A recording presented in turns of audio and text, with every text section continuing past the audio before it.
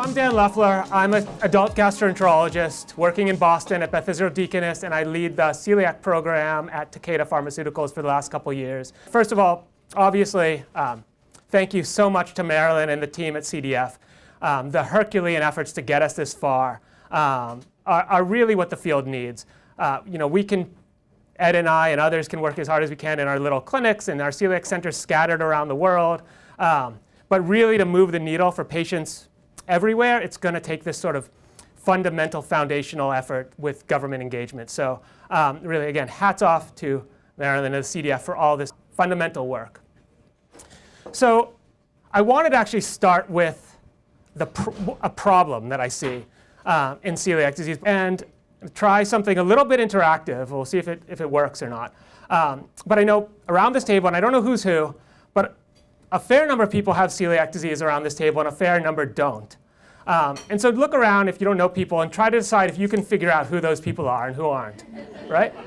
Because I can't, right? As a clinician, I've been seeing patients for years, and I think this is actually a big issue, right? Is that celiac people with celiac disease, on the surface look well, right? So it's not people with celiac disease are photogenic, but the disorder is not photogenic. I don't really know what to call that, but it's not something you can put on a poster and get a lot of sympathy for, right? And I think this is something we have to acknowledge, right? We can't walk down the street. This is not the cystic fibrosis type of picture we used to see that really gets people, it gets their heart, feeling something.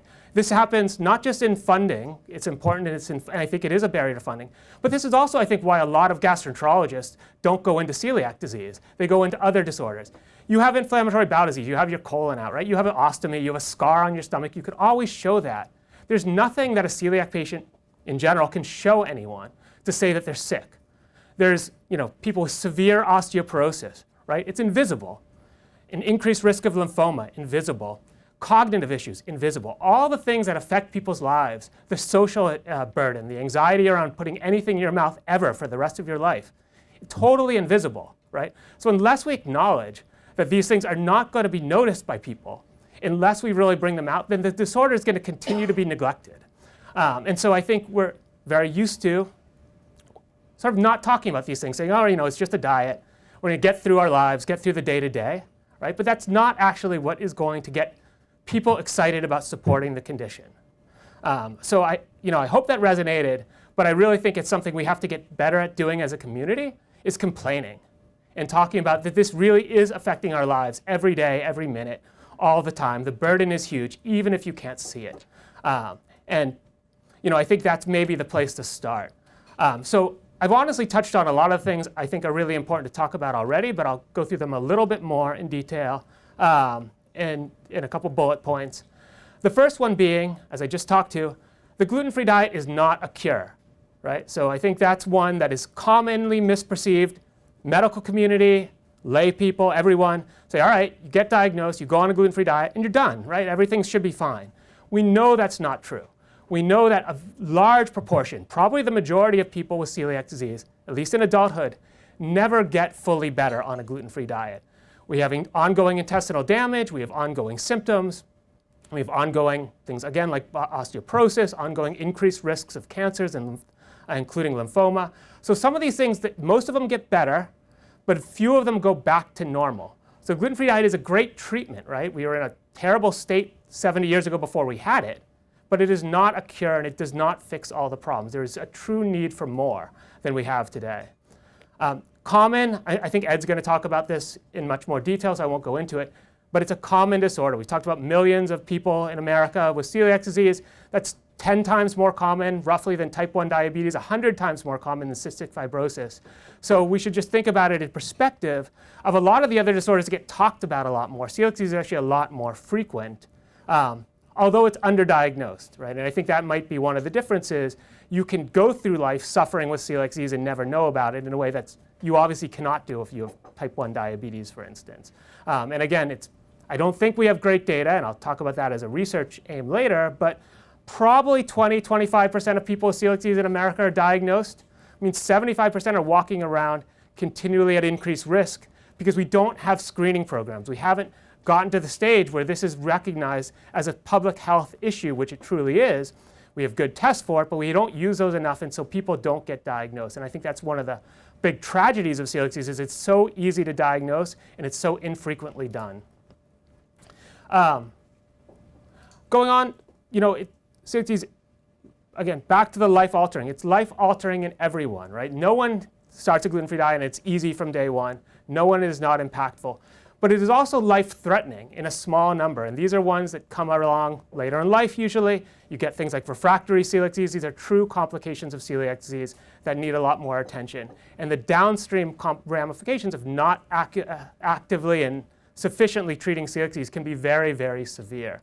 And just as an anecdote, because I think people remember stories, for a long time in our center, we have an IBD center, as everyone does, and we have a celiac center, obviously, because that's where I work. And a different question is why there's so many IBD centers and so few celiac centers, and maybe we'll get to talk about that at some point.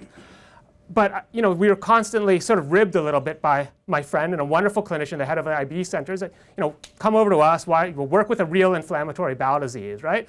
And I think that's a perception that a lot of clinicians have until he had the good fortune to cover for me when I was away. And he never ever said that again.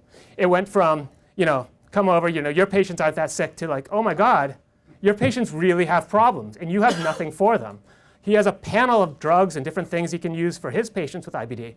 Celiac disease, when it goes wrong, we beg, borrow, and steal from other diseases, but we really don't have anything fit for purpose. I think that's changing, fortunately, but we're not there yet, and there's a long, long way to go.